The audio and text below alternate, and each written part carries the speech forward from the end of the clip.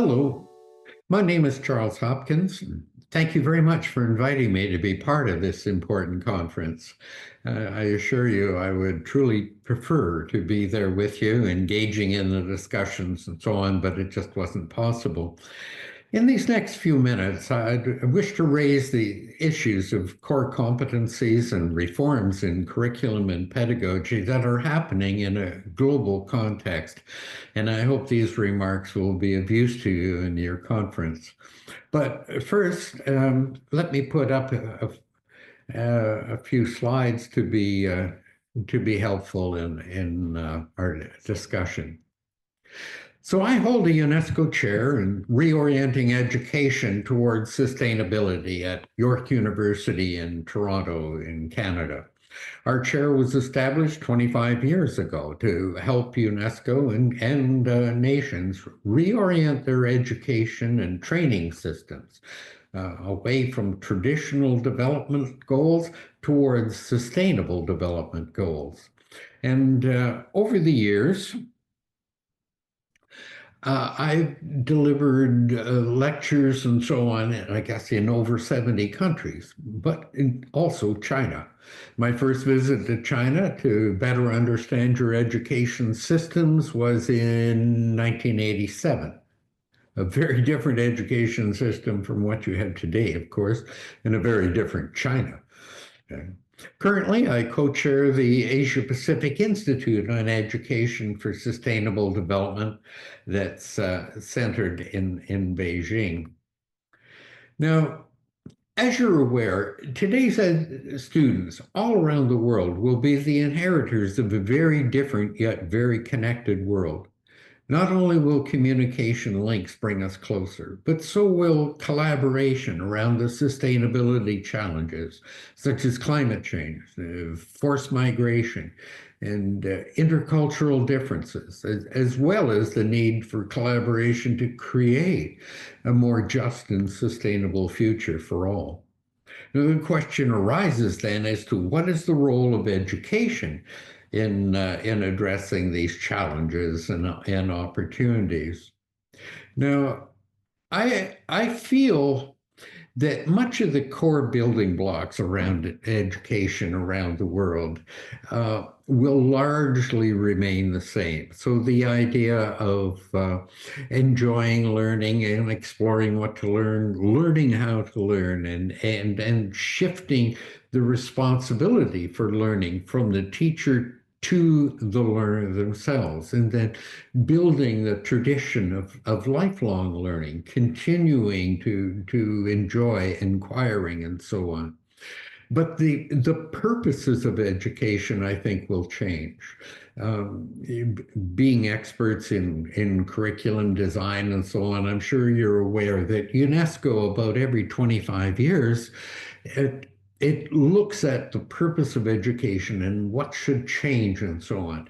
So you'd be aware of the Dolores report in 1996, where identified four main purposes of education: to know, to do, to be, and to live together. And you realize that during those 25 years, since 1996 or so, we've become more aware that to know also includes to be more aware of the unknown, right? And to do how to do it more ethically. And to be is to ensure equity for others so that all can be, right? And to live together again with others, where others is not limited to humans or other cultures, but to all life. And so to live together with others sustainably.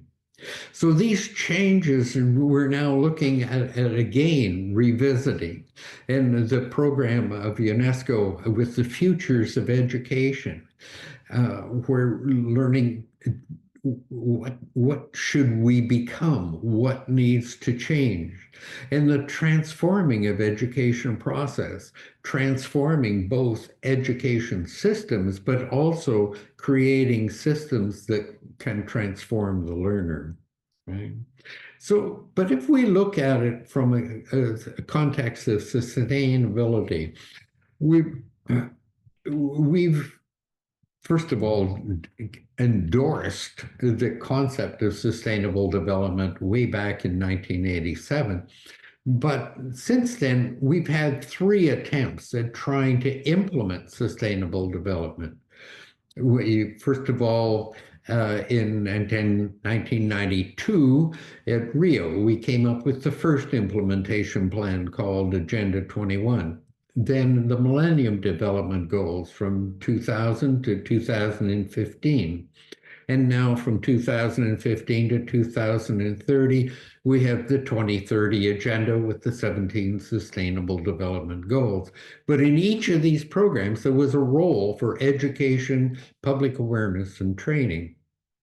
We refer to that cluster as education for sustainable development. Right in the very beginning, we identified four key rules. One was access and retention in quality education. Without an educated public, there will be no development, let alone sustainable development. But we also recognize the problem that often it was our most educated countries and people who were creating the deepest ecological threats and threats to a more sustainable future. So we needed to reorient our education system from development to sustainable development. That was the second big goal. The third one was engaging public awareness and building public understanding so that we would actually live our lives in a more sustainable way, both at home and in the workplace and so on. The fourth was training, where we do know how to do things better. How can we engage and retrain people and upgrade? So those were the four major roles that constitute education for sustainable development. Now, parallel to the implementation plans, UNESCO has developed education roles to go along with it. So along with the 2030 agenda, education ESD for 2030 is a program, and there's a roadmap for that. We're looking at transforming education, and we're also looking at greening education through a large partnership. Pardon me. Now, we have at the moment in the 2030 agenda, we have 17 sustainable development goals, and one of them, SDG 4, is on education. And the targets for that there are 7 targets that go along with the goal, and completing not only primary education, but secondary education, which is a whole step up from the Millennium Development Goal target of primary education.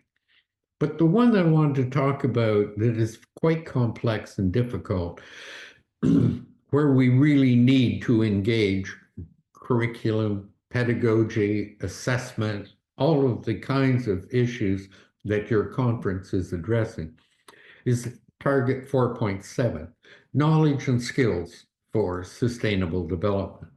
And if we look deeper into target 4.7, it talks about by 2030 ensure all learners acquire knowledge and skills, and it lists things such as education for sustainable development, living sustainable lifestyle, human rights, gender equality, peace, nonviolence, and so on, global citizenship, intercultural skills, and so on. So all of those are clustered into this target of 4.7. And to assist countries last year, nations agreed at the UNESCO General Conference on a recommendation on addressing peace, human rights, and sustainable development, where they outline definitions and so on, approaches, and core competencies that would be inherent in this. So this recommendation is to be reported on by nations every 4 years. And so I think these are competencies that should be considered in your conference and so on. But coming up with these also brings up tremendous challenges. So we have challenges of, why would countries even engage in it? What would it entail? How would we go about transforming and addressing all of this? And who should take the lead? Who should be involved, and so on? So, under the guise of the futures of education, we come up with three big questions. What should we continue doing? What should we abandon?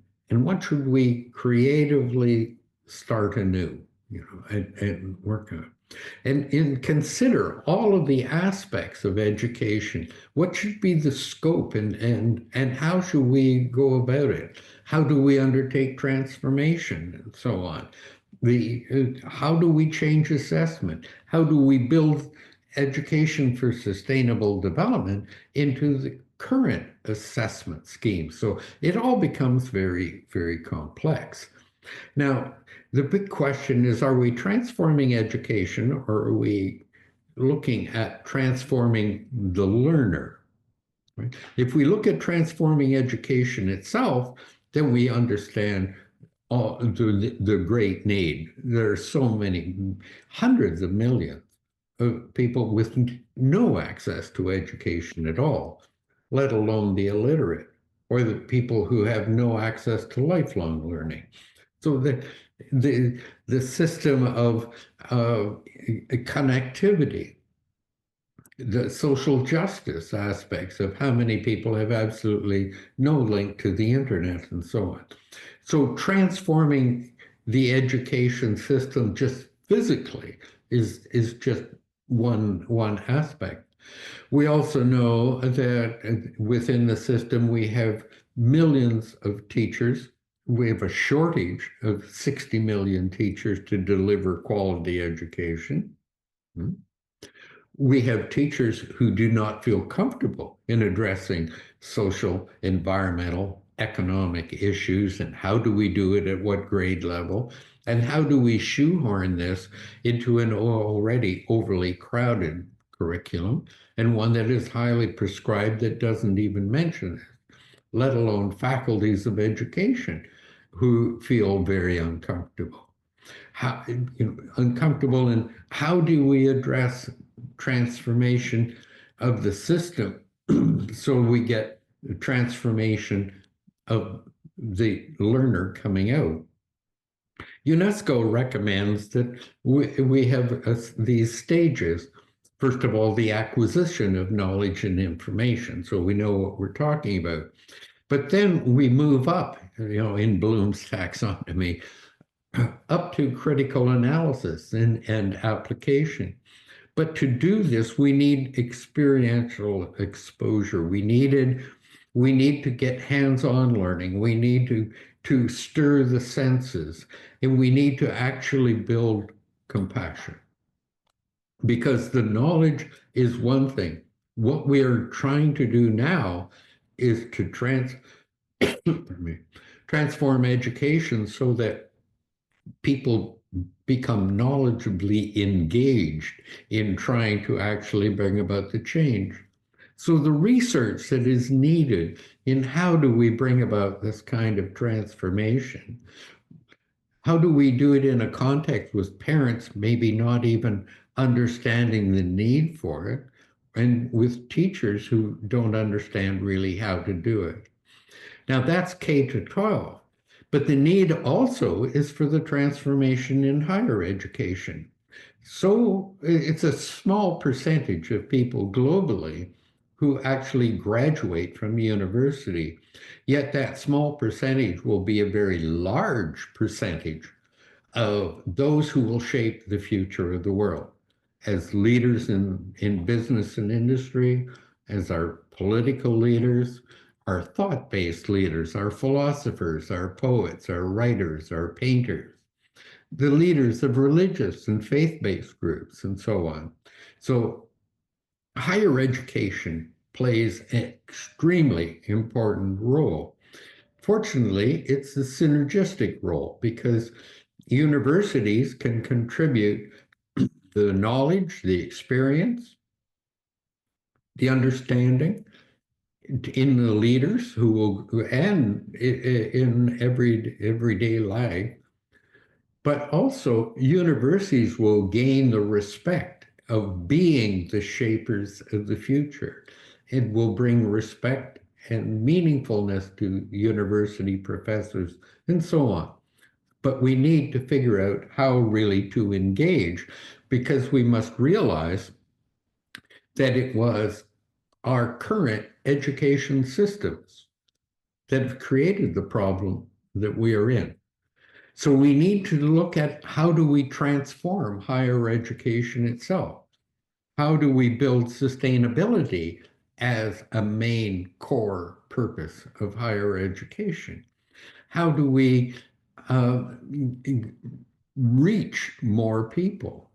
What knowledge do we bring in? Questioning. Is it only the knowledge of the peer-reviewed uh, who are whose own worldview and mindset perpetuates, the existing? So what we're doing is looking at how do we, first of all, look at it through the disciplines, but also how can we have multi-disciplines look at it and bring their perspectives? And how can we work together in an interdisciplinary way to address it? But the big thing that we need is how do we get new knowledge, new worldviews, new ways of doing this? What we're looking at is transdisciplinarity, where we have the makers of the interdisciplinarity, but engage with practitioners, people of different worldviews, different religions, different cultures, the indigenous people, or those who actually are practitioners in the field, who can give their insights and so on. So this is an entirely whole new and different way of looking at things. So at any rate, thank you very much. I hope these comments will be useful in my contacts, and the it's pretty easy to reach me at the UNESCO Chair at York University on the internet. Um, I guess in closing, I'd like to say education system will be transformed. I can't see it not happening at the rate of change that is going on in the world. The transformation will happen. The thing is, will it be done by design or disaster? Right? So I think those of us who have the insight and have sort of our hands on the steering wheel as experts in pedagogy and curriculum design and so on, and the training of leaders, assessment, reporting, all we're at the heart of what could be the future design mechanism. So anyway, thank you for this opportunity, and I wish you well with the conference. Thanks.